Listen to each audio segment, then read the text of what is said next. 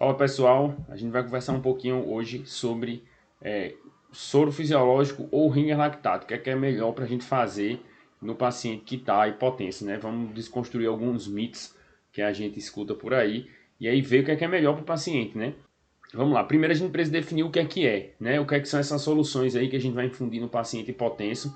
Lembrando que a gente aqui não vai tratar exatamente sobre o manejo do paciente hipotenso especificamente, quais são as metas, como é que a gente define que o paciente está hipotenso ou não, esse tipo de conceito. A gente não vai tratar aqui, a gente vai abordar principalmente essa questão aí de qual solução a gente vai fazer para o paciente, para ressuscitar volemicamente esse paciente. Essa questão, paciente hipotenso, PA sistólica menor do que 100, meta de PAM, esse tipo de coisa aí a gente não vai tratar, beleza? Lembrando que, assim, para dar uma pincelada e situar melhor, né, a gente vai ter uma definição do paciente que ele está hipotenso por hemorragia e o paciente que está hipotenso sem ser hemorragia, né? Isso aí já vai diferenciar bastante a terapêutica. E aí, nesse caso que a gente está pensando aqui em infusão de soluções, né, de cristalóide, colóide, solução balanceada, então a gente não está pensando aqui no paciente que está sangrando. O paciente que está sangrando, dependendo do volume de sangramento, a gente vai fazer infusão de hemo concentrado, beleza? E aí vai depender se você vai o que é que você vai fazer, se vai ser transfusão maciça, se você vai precisar fazer mais coisas, se vai ser só concentrado de hemácia, e aí vai depender da hemoglobina do paciente, sinais clínicos que ele vai apresentar. Então, excluindo o paciente que está com hemorragia, né? Vamos pensar aqui no paciente clínico, né? O paciente que não tem esterilização de sangramento, que mesmo que ele esteja com que ele tenha uma história de HDA, alguma coisa, a gente a priori vai precisar fazer essa expansão com alguma dessas soluções aqui que a gente vai tratar hoje. Então, vamos ver quais são as soluções que a gente tem disponível, né? O que é o que? Então, vamos lá. Cristalóide. Cristalóide basicamente é água com eletrólitos, né? E aí vai depender de qual é o cristalóide, mas assim, de forma geral, né? O que a gente tem mais contato é o soro fisiológico, né? O cloreto de sódio. A gente tem também as soluções balanceadas, né? Que ela vai ser a mesma coisa, ela se encaixa nos cristalóides, mas ela tem essa subdivisão aí como solução balanceada, que a gente está falando do ringer lactato, do plasma light, né? Que são as soluções que têm outros eletrólitos, né? Outros eletrólitos diferentes só de cloreto e sódio, né? E aí ela tende a ter uma distribuição desses eletrólitos de forma mais fisiológica, né? De uma forma mais parecida com o nosso organismo. E a gente tem também as soluções coloides, né? Que são as soluções que são água, eletrólitos e alguma outra macromolécula, né? Que aí vai ser albumina, algum amido, né? Alguma substância que ela tem exerce uma função de atrair mais volume, né? E aí você aumentar a pressão ocótica, tudo isso aí do líquido na intenção de fazer uma expansão volêmica melhor, né? Manter mais líquido no intravascular.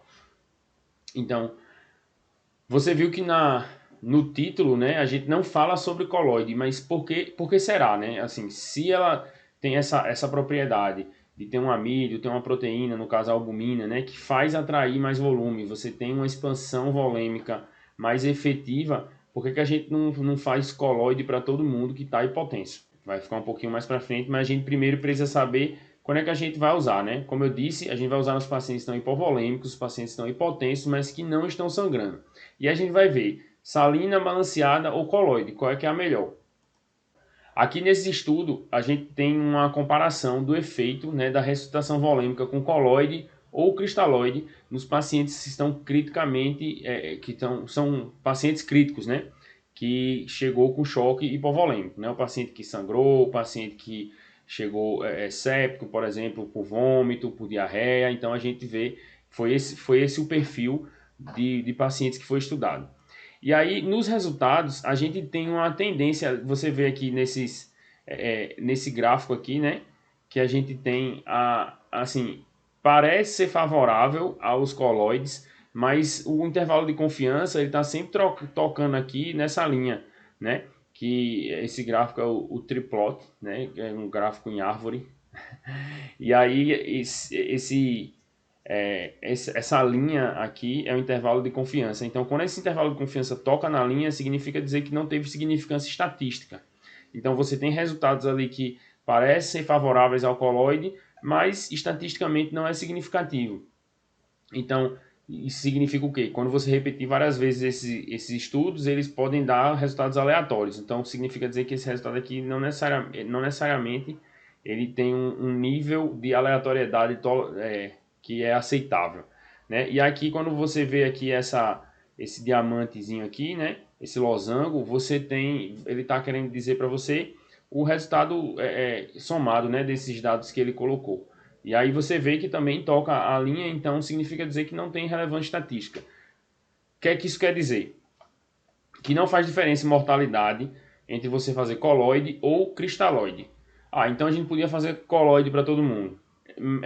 Mais ou menos. A diferença é que o coloide é muito mais caro. É uma substância que é muito mais cara do que a cristalóide, que é uma solução extremamente barata. Então, se você tem uma solução que é muito barata versus uma muito cara e que elas têm o mesmo resultado, não tem vantagem a gente fazer coloide para o paciente, né? O paciente que você faz expansão com coloide, ele não vai ter um resultado, um desfecho melhor e ele vai custar muito mais caro.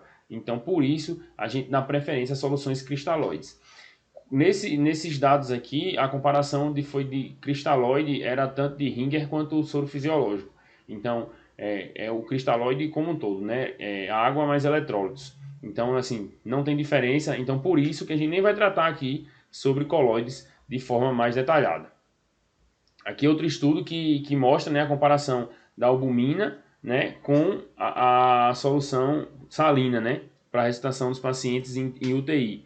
Do mesmo jeito, a gente vê aqui que os resultados, ó, aqui no triplot, ele tem vários resultados aqui, ó, tocando a linha, né? Então, até o resultado final aqui, quando fez a análise estatística, no final não mostrou diferença nenhuma entre o coloide e a solução salina. E aí, por essa razão, a gente não usa coloide, né? A gente vê que os estudos mostram que não faz diferença. Então, mesmo que exista essa vantagem teórica dos coloides, na prática, essa vantagem não existe. Então, por isso que a gente não usa o coloide. Então, vamos falar aqui, né, sobre o que é que a gente vai usar, né, soro fisiológico e Ringer lactato. O soro fisiológico, ele é o cloreto de sódio. Ele só tem cloro e sódio, né? E na concentração de 154 mEq por litro. Então, cada litro de soro fisiológico que você coloca no paciente, você coloca com ele, né, 154 mEq de cloro e 154 mEq de sódio. Lembrando que a concentração de sódio da gente é entre 135 e 145 e a concentração de cloro da gente é em torno de 95, 105, por ali, 97, 107. Então vai ser mais ou menos ali nessa faixa. Então percebe que o tanto de cloro e de sódio que a gente coloca no paciente é mais do que o fisiológico, né? Então, de fisiológico, o soro fisiológico só tem o nome, né? Na concentração, de fato, ele não é fisiológico. E ainda assim, ele tem também uma osmolaridade de 308 miliosmol por litro. A nossa osmolaridade normal é de 285 a 295.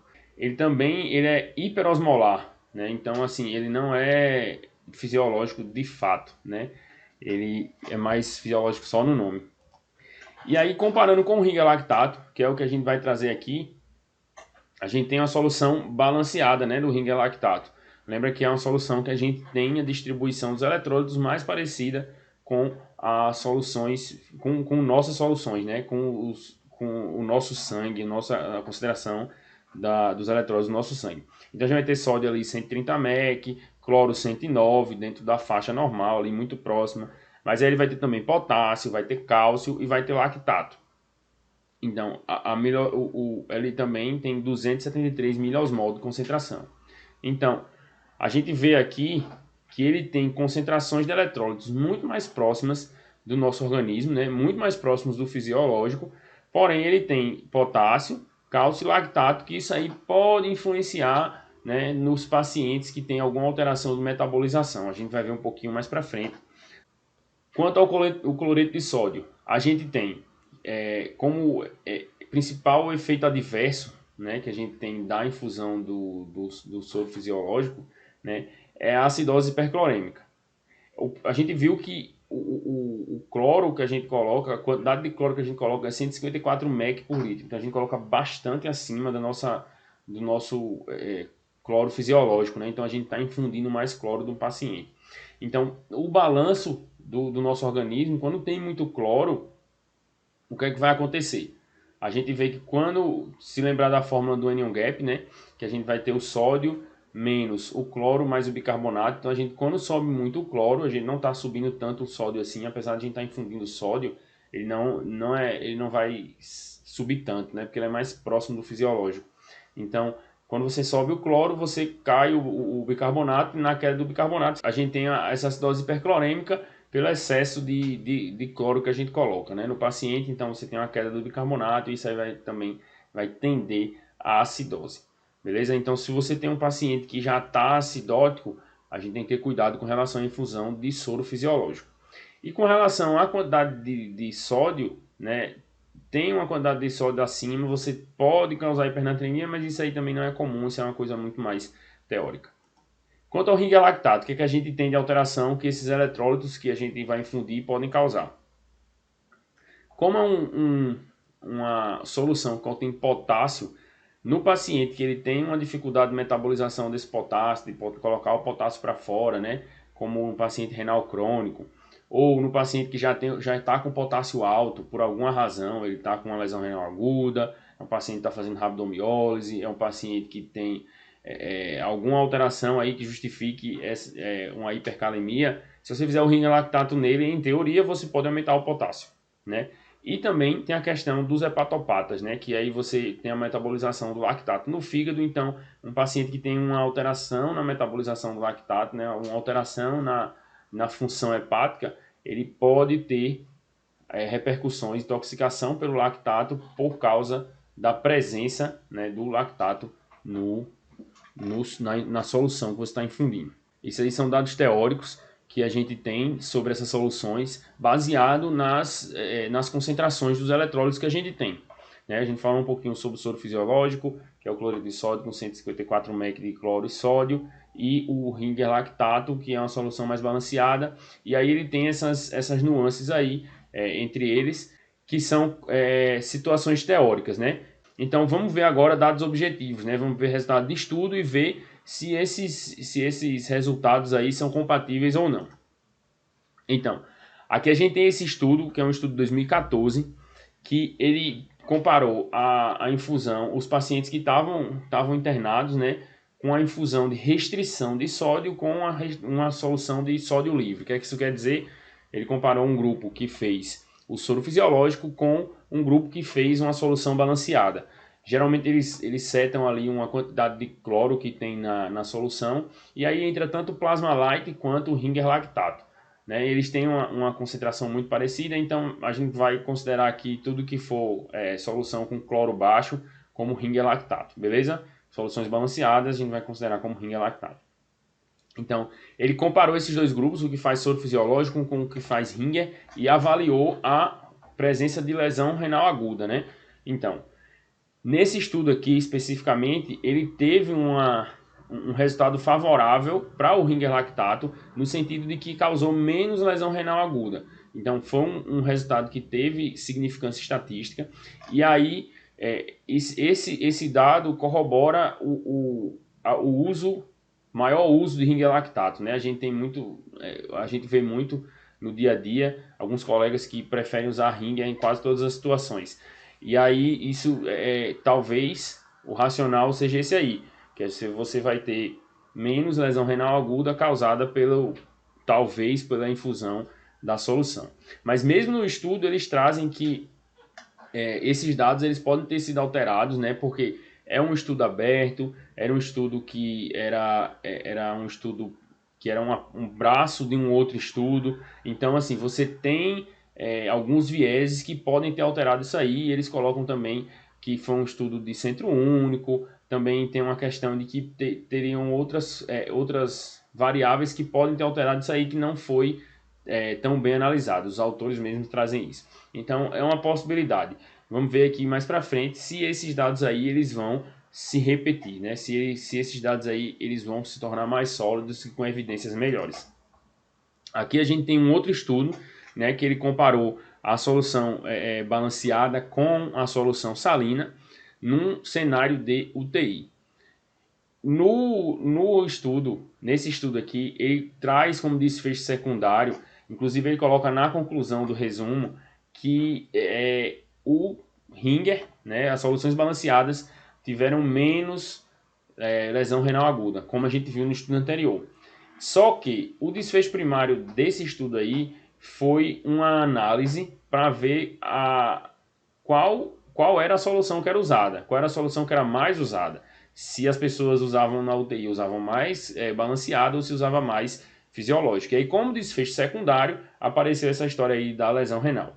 Como o estudo não foi desenhado para isso, é um achado que o autor traz, talvez, para botar uma força maior no estudo dele, mas aí não é um achado que tem tanta relevância para a gente na prática clínica. Mas ainda assim, é algo que alguém pode usar para defender. Então, parece que o Ringer lactato ele tem uma tendência aí a causar menos lesão renal aguda nos pacientes críticos, né? Que também isso aí foi defendido por essa meta-análise de 2014, né? Que trouxe também essa comparação de soluções com baixo cloro contra soluções com alto cloro, né? Ou seja, Ringer lactato versus soro fisiológico, num contexto de cuidados intensivos e perioperatórios. E aí também nessa meta-análise ele mostrou que os dados que ele encontrou também corroboravam com essa ideia de que o Ringer lactato causa menos lesão renal aguda.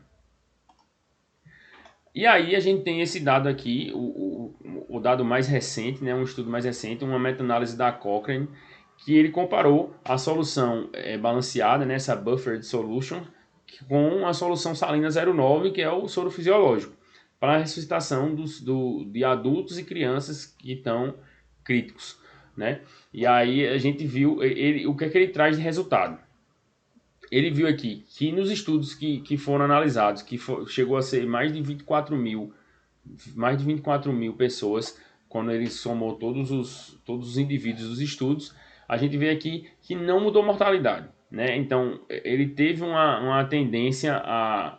Ele chega ali, o odds ratio, né, de 0,91 com relação à mortalidade, mas o intervalo de confiança 0,83 a 1,01, ele mostra que não tem relevância estatística.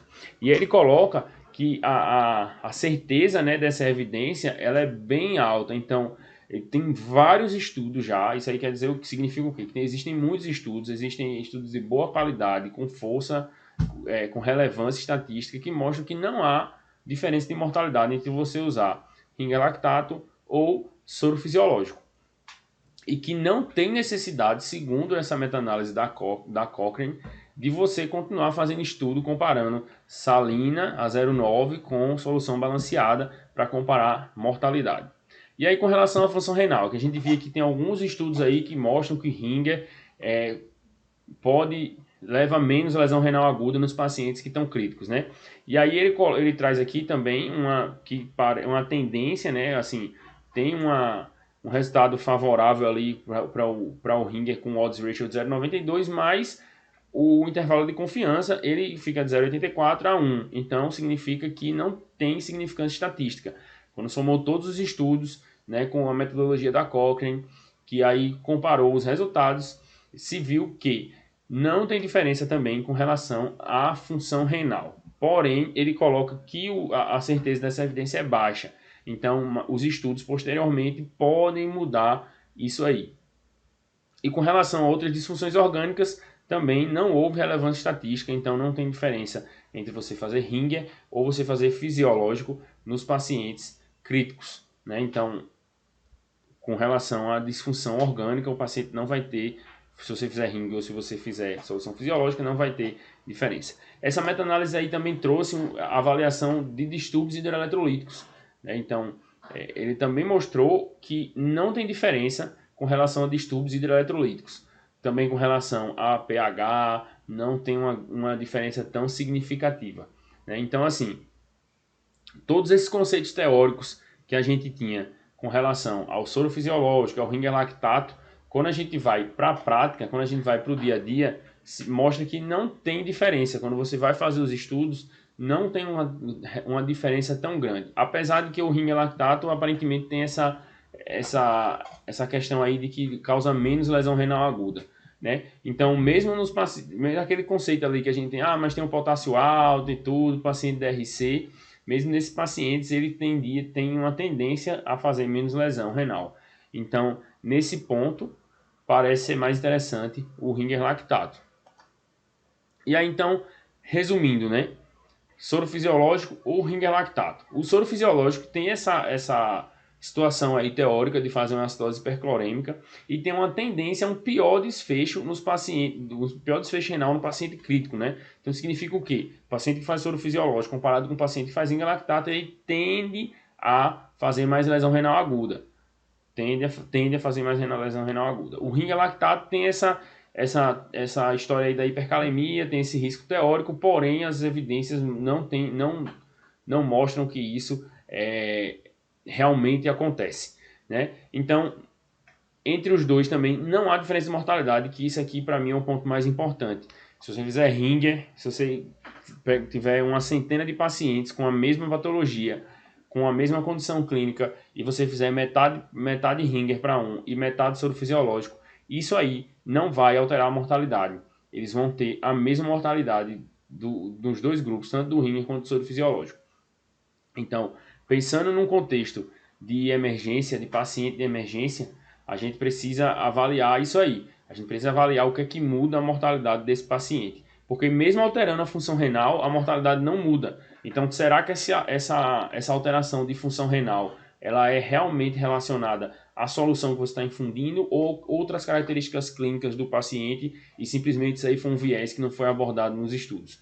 A gente tem essa avaliação, essa meta-análise aí da Cochrane, né, mais recente, agora do ano passado, 2019, que mostra que não tem significância estatística. Esses dados aí, quando junta tudo, né, pega os estudos mais fortes, e aí você junta tudo, faz que termina sendo uma população maior, com uma metodologia boa, né? Então, quando você avalia isso aí, não tem relevância estatística, os pacientes não têm mais lesão renal aguda por usar soro fisiológico ou não. Como não tem diferença de mortalidade, né? Aparentemente não tem diferença também em relação à lesão renal aguda, né? O que é melhor vai ser o que tiver disponível. Então, se você tiver só ringer lactato lá no seu serviço, você vai usar ringer lactato. Se tiver só soro fisiológico, vai usar só soro fisiológico, que não vai fazer diferença para o paciente.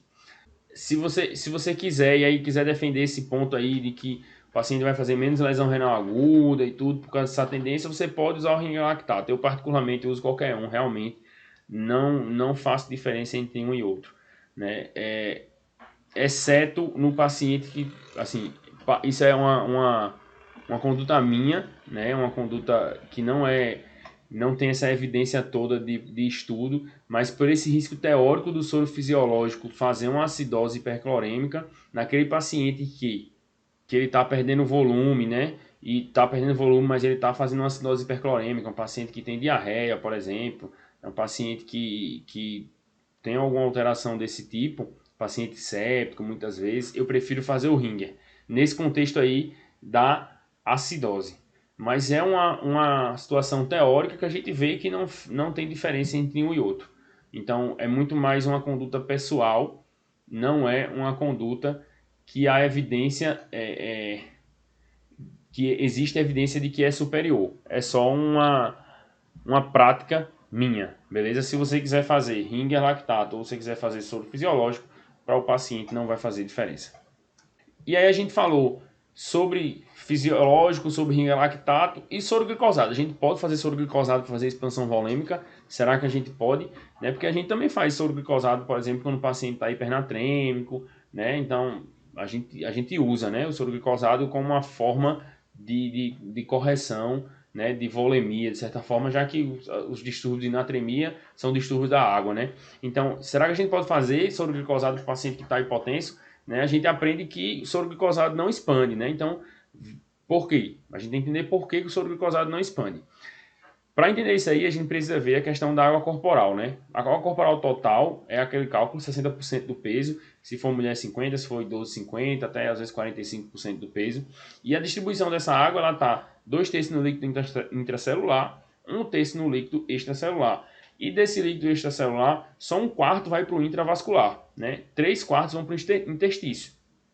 Então, quando você faz soro glicosado, o paciente, é a mesma coisa, está fazendo água para o paciente. O paciente, a glicose do soro glicosado, quando entra no paciente, ela é metabolizada e só o que sobra é água, porque você está fazendo o soro, que é água e glicose. Então a glicose metabolizada sobra água. E essa água vai se distribuir exatamente nessas proporções. 2/3 no intracelular, 1/3 no extracelular. Exatamente nessas proporções. E aí a gente vai ver aqui. Vamos fazer uma continha para esclarecer melhor e ficar bem definido o porquê que soro glicosado não expande o paciente. Se a gente fizer 1000 ml de soro glicosado, a gente vai ter 2/3 no intracelular e 1/3 no extracelular. Isso aí corresponde a 667 ml no intracelular e 333 ml no extracelular. Desses 333 ml, 3/4 vão para o interstício. Então, 250 ml desses 333 vão para o interstício, ele não vai ficar dentro do vaso. E aí, quanto é que vai ficar no vaso? 83 ml. Então, se você fizer 1 litro de soro glicosado, no vaso do paciente vai ficar 83 ml. Se a gente for para essa conta aí, para as soluções balanceadas, o soro fisiológico, elas são soluções que são isotônicas. Então, ela não vai para o intracelular, porque ela vai ficar aquela concentração ali dela. Ela não vai perder a concentração como ela perde, como o glicosado perde, né? Então, ela vai ficar dentro do vaso, ela fica tudo no extracelular. E apesar de haver essa divisão aí, mesmo indo muito para o interstício, se a gente botar 1 litro aí, vai 3/4 desse litro que a gente colocou vai para o interstício, mas fica 1/4 ainda no intravascular. Então, quando a gente coloca 1 litro de solução balanceada, do fisiológico, vai ficar 250 ml no intravascular. Então, do 1 litro que você coloca, 250 fica no vaso. Então, por isso você consegue fazer expansão volêmica, né? Já dá um volume razoável. Já se você fizer glicosado, não, vai só 83 ml. Então, fica muito pouco. Por isso que soro glicosado não expande o paciente. Beleza? Era isso que eu queria falar com vocês sobre essa questão aí de diferenciar do soro glicosado, do soro fisiológico e do Ringer para expandir o paciente. E até a próxima. Se você gostou desse vídeo, deixe sua curtida aqui para a gente ficar sabendo que o conteúdo está agradando e está trazendo valor para você. Deixe seu comentário também, se você gostou, se você não gostou, o que é que você acha que a gente precisa melhorar. Compartilha com algum amigo que também seria interessante aprender um pouquinho sobre isso.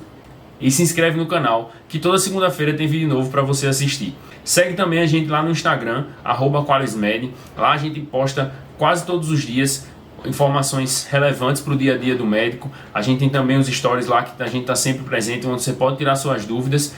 E a gente tem uma live também todas as quintas-feiras, né? Então se inscreve lá no Instagram, segue a gente lá no Instagram, se inscreve no canal aqui e ativa o sininho para receber as notificações. Valeu!